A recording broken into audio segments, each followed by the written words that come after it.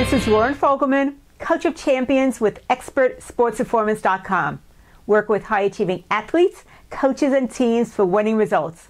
Today's topic is how coaches kill motivation and confidence. Just because someone has the title of coach doesn't mean that they know how to turn athletes into champions. In fact, coaches, they set the tone for what's acceptable and what's not. They are either building or destroying team spirit. So I want to show you the 7 ways that coaches actually kill motivation and confidence. The first one, poor communication. That's where coaches telling you what they want you to do, but not how to achieve those results. Or maybe they're not giving you that direction in a way that you really get it. So make sure that there's no communication breakdown, and when you're trying to give instruction or you're trying to get them to do something, that they get how to do it in a way that they really understand and get it. Afterwards, emphasis. Don't just emphasize the negative, telling people what they're doing wrong all the time. Every now and then, we need to hear what's going right.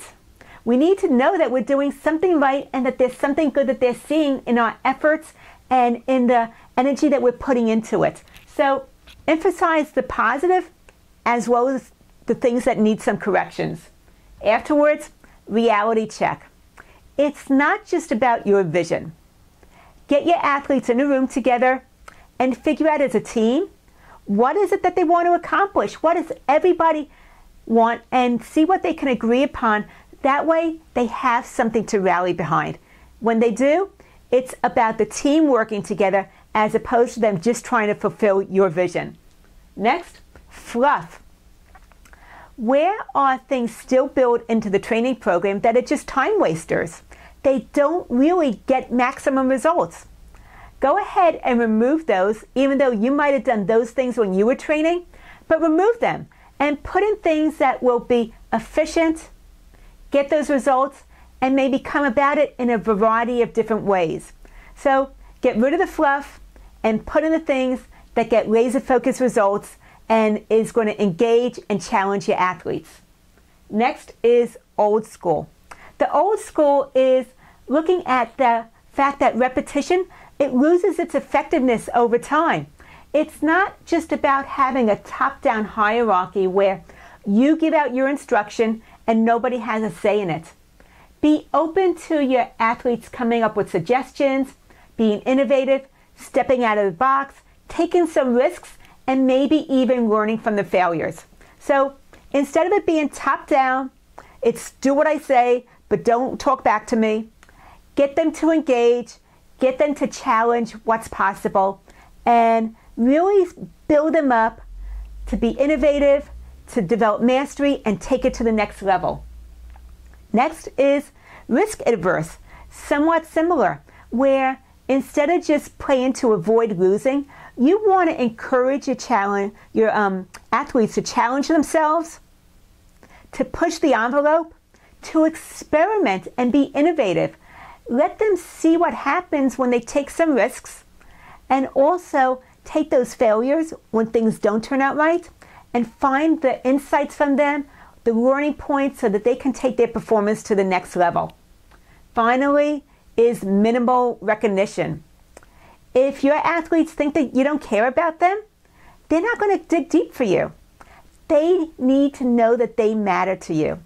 So the first thing is learn their names.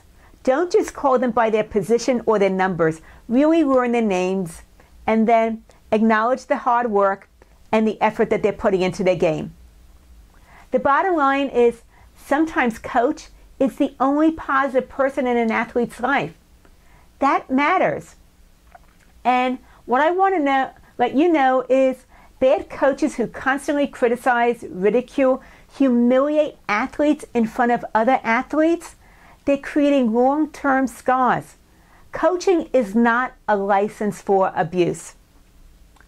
So let's go ahead and take those team spirit killers out of the equation, give you the tools you need to be able to coach well, to be able to build your athletes up to that next level of performance, really instilling confidence and getting them motivated to push the envelope.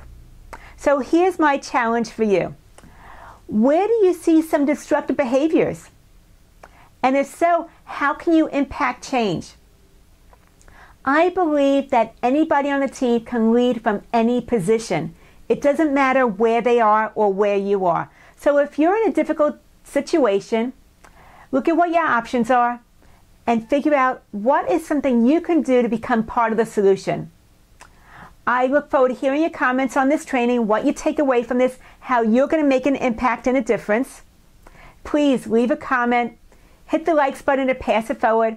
If you're interested in the 7 essential steps to winning, go to my website, expertsportsperformance.com, put your name and email address in the upper right-hand corner immediately. You'll get the first of the video training series.